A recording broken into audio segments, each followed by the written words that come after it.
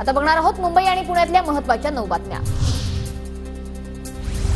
Light bill हा अधिकृत बांधकामाचा पुरावा नाही, हायकोर्टाचा महत्त्वपूर्ण निर्वाळा। प्रभादेवीच्या सिद्धिविनायक मंदिराजवळील दुकानदाराला दिलासा नाही। आज मध्य आणि हार्बर मार्गावरती मेगा ब्लॉक सकाळी 11 ते 3:30 दरम्यान माटुंगा ते मुलुंड आणि पनवेल ते वाशी दरम्यान रेल्वेचा मेगा ब्लॉक देखभाल दुरुस्तीचं काम हाती घेण्यात येणार।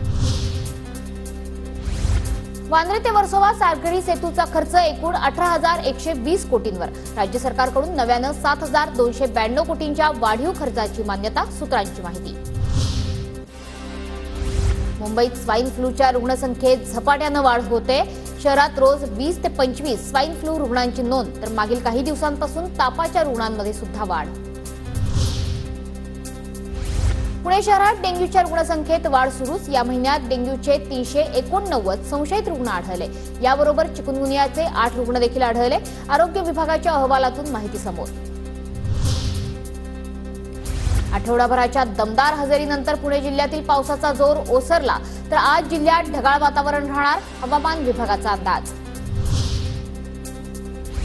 पुणे जिल्ह्यातल्या धरणांमध्ये अवघ्या 2 दिवसात एकूण 21.77 टीएमसी पाणीसाठा जमा। सध्या जिल्ह्यातल्या सर्व धरणांमध्ये एकूण 114.93 टीएमसी इतका पाणीसाठा। पुणे विद्यापीठात आपत्ती व्यवस्थापनाचे धडे दिले जाणार। विद्यापीठाकडून आपत्ती व्यवस्थापनाचं शिक्षण आणि प्रशिक्षण देणारा शैक्षणिक विभाग सुरू करण्यात येणार। पुण्यात पूरस्थितीनंतर अनेक भागांमध्ये गढूळ पाण्याचा पुरवठा। नागरिकांनी पाणी उकळून पिण्याचं पालिकेचं आवाहन।